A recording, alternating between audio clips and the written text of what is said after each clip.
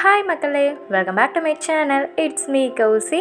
இன்றைக்கி நம்ம சேனலில் சாண்ட்விச் ரெசிபி தான் பார்க்க போகிறோம். ரொம்பவே சிம்பிளாக 5 மினிட்ஸில் பண்ணக்கூடிய ஒரு சூப்பர்பான ஒரு ஸ்நாக்னு கூட சொல்லலாம். ஆறு பிரேக்ஃபாஸ்ட் எப்படி வேணாலும் நீங்கள் எடுத்துக்கலாம். ஸோ ஒரு சூப்பர்பான சிம்பிளான ரெசிபி தான் நம்ம பார்க்க போகிறோம் வித்தவுட் டோஸ்டரில். ஸோ இப்போ நம்ம இந்த வீடியோக்குள்ளே போகலாம்.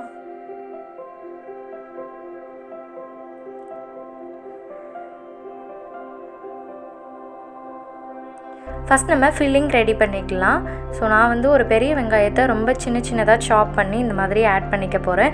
ரொம்ப ஃபைனாக சாப் பண்ணிங்க அப்படின்னா குயிக்காக வேகிறதுக்கு சான்சஸ் இருக்குது.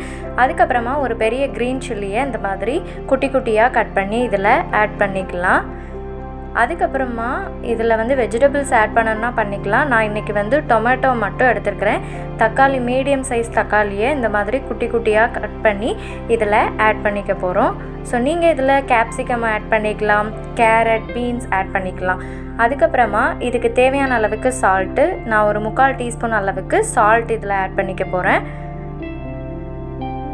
அதுக்கப்புறமா இப்போ இதுக்கு மசாலாஸ் ஆட் பண்ணிக்கலாம். ஸோ ரொம்பவே 1/4 டீஸ்பூன் அளவுக்கு கம்மியாக நம்ம மஞ்சள் தூள் ஆட் பண்ணிக்கலாம், டர்மரிக் பவுடர். அதுக்கப்புறமா காரத்துக்கு ஏற்ற மாதிரி சில்லி பவுடர் ஆட் பண்ணிக்கலாம். ஏற்கனவே நம்ம க்ரீன் சில்லி இதில் ஆட் பண்ணியிருக்கோம்.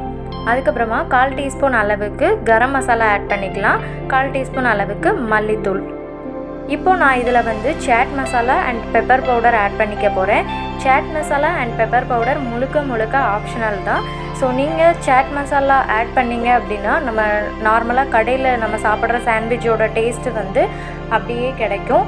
பட் சாட் மசாலா இல்லாத பட்சத்தில் அது நெக்லெக்ட் பண்ணிக்கலாம். So chaat masala and pepper add பண்ணதுக்கப்புறமா நம்ம இதை ஒரு டைம் நல்லா மிக்ஸ் பண்ணி விட்டுக்கலாம்.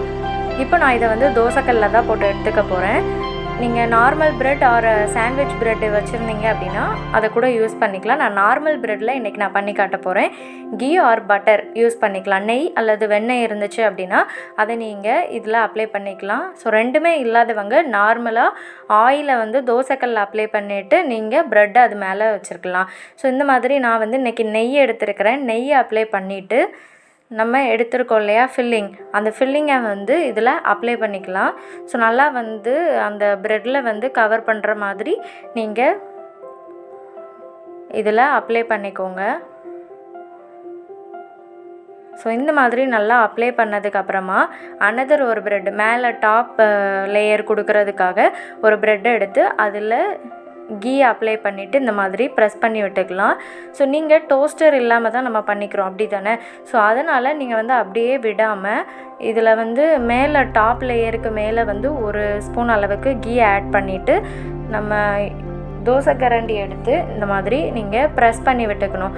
ஒரு டைம் நம்ம இந்த மாதிரி ப்ரெஸ் பண்ணி விட்டால் தான் அது நமக்கு டோஸ்டரில் எப்படி நமக்கு 2 ஜாயிண்ட் ஆகி உள்ளே இருக்கிற ஃபில்லிங் வெளியில் தெரியாமல் இருக்குமோ அதே மாதிரி நமக்கு கிடைக்கும். ஸோ நான் இன்னொரு சாண்ட்விச்சையும் சைடில் ரெடி பண்ணிக்கிறேன்.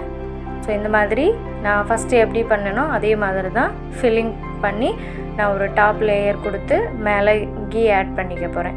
ஸோ அட் த சேம் டைமில் ரெண்டு இதையுமே நல்லா ப்ரெஸ் பண்ணி விடணும். நல்லா ப்ரெஸ் பண்ணி விடுறப்போ அது நல்லா கீழே இருக்கக்கூடிய பாட்டம் லேயரோட ஜாயிண்ட் ஆகிருக்கும். இப்போ பாருங்கள், நான் அப்படியே திருப்பி போட்டிருக்கேன் ஃபஸ்ட்டு நான் அதை பண்ணதை. அதுக்கப்புறமா மறுபடியும் நான் கீ ஆட் பண்ணிக்க போகிறேன். ஸோ உங்களுக்கு நெய் பிடிக்கும் அப்படின்னா நீங்கள் நிறைய கூட ஆட் பண்ணிக்கலாம். ஸோ நான் கம்மியாக இதில் ஆட் பண்ணிவிட்டு இந்த மாதிரி ப்ரெஸ் பண்ணி விட்டுக்க போகிறேன். ஸோ நான் மாற்றி போட்டிருக்கேன். அதோட இதை டெக்ஸ்சரை பார்த்தாலே உங்களுக்கு தெரிஞ்சிருக்கும். ஸோ கலர் பார்த்தாலே தெரிஞ்சிருக்கும் அது ஆல்மோஸ்ட் குக் ஆகிடுச்சுன்னு அர்த்தம். ஸோ நல்லா அந்த டொமேட்டோ அந்த ஆனியன் எல்லாம் குக் ஆனால் தான் நல்லாயிருக்கும். இல்லைனா பச்சை வாசம் அடிக்கும். ப்ரெட்டோடு சேர்ந்து சாப்பிடும்போது நமக்கு ஆப்டான டேஸ்ட் கிடைக்காது. ஸோ அதனால் 3 மினிட்ஸ் நல்லா குக் ஆகணும். இப்போ குக் ஆனதுக்கப்புறமா நம்ம கட் பண்ணி எடுத்துக்கலாம். ஸோ கட் பண்ணி சாப்பிட்ணுன்னா சாப்பிட்டுக்கோங்க, ஆர் அதர்வைஸ் அப்படியே நம்ம சாப்பிட்டுக்கலாம். ஸோ இப்போ பாருங்கள் எப்படி நான் கட் பண்ணால் கூட அதில் உள்ளே இருக்கக்கூடிய அந்த லேயர் வெளியில் தெரியல. ஸோ ரொம்பவே சூப்பர்பான ஒரு 5 மினிட்ஸில் பண்ணக்கூடிய ஒரு சாண்ட்விச் ரெடி ஆயிடுச்சு. நீங்கள் இதுக்கு மயோனைஸ் ஆர் அதர்வைஸ் மின்ட் அந்த சட்னி வச்சுருந்திங்கன்னா அதை கூட ஒரு லேயரை ஆட் பண்ணி கூட நீங்கள் இதை பண்ணலாம். அதுக்கப்புறமா இதில் நம்ம சாஸ் ஆட் பண்ணிக்கலாம். நான் ஒரு சாட் மசாலாவை ஒரு பிஞ்ச் அளவுக்கு எடுத்துகிட்டு இதில் ஸ்ப்ரெட் பண்ணிக்க போகிறேன். இப்போ நான் இதில் வந்து டொமேட்டோ கெச்சப் வந்து இதில் ஆட் பண்ணி சாப்பிட போகிறேன். ஸோ ரொம்பவே வந்து ஒரு சிம்பிளான ஒரு ரெசிபி தான். ஒரு 5 மினிட்ஸில் வந்து ஒரு பிரேக்ஃபாஸ்ட் ரெடி ஆகணும், பிரேக்ஃபாஸ்ட் குக் பண்ணுறதுக்கு டைம் இல்லை அப்படிங்கிற பட்சத்தில் இதை நீங்கள் பண்ணலாம். ஒரு ஹெல்த்தியான பிரேக்ஃபாஸ்ட்டு கூட. ஸோ நீங்கள் இதுக்கு ஒரு டொமேட்டோ கெச்சப் ஆர் சைட் டிஷ்க்கு ஏதாச்சும் நீங்கள் இந்த சாண்ட்விட்சுக்கு ஏற்ற மாதிரி நீங்கள் பண்ணி சாப்பிட்லாம். மயோனைஸ் ரெசிபி வித்தவுட் வினிகரை வச்சு எப்படி பண்ணணும் அப்படிங்கிறத நான் இன்னொரு வீடியோவில் கண்டிப்பாக போடுறேன். ஸோ இந்த மாதிரி ஈஸியாக சிம்பிளாக நம்ம கடையில் சாப்பிட்றத வீட்டிலையே சூப்பராக ரெடி பண்ணி சாப்பிடலாம். ஸோ இதை வந்து நீங்கள் சாப்பிடும்போது ரொம்பவே வந்து நம்ம கடையில் சாப்பிட்ற அதே டேஸ்ட்டு தான் இருக்கும். ஸோ இதை நீங்கள் ட்ரை பண்ணிவிட்டு ஃபீட்பேக்கை கமெண்ட்டில் சொல்லுங்கள். ஹோப் இந்த வீடியோ உங்களுக்கு ரொம்ப பிடிச்சிருக்குன்னு நான் நம்புகிறேன். ஸோ இந்த மாதிரி நிறைய வீடியோஸ்க்கு like, comment, share and subscribe to it's me Kousi channel. Thanks for வாட்சிங்.